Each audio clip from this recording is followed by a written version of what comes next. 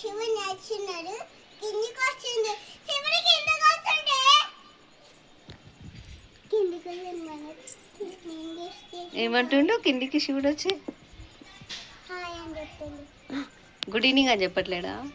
Good evening hi అని చెప్తుంది.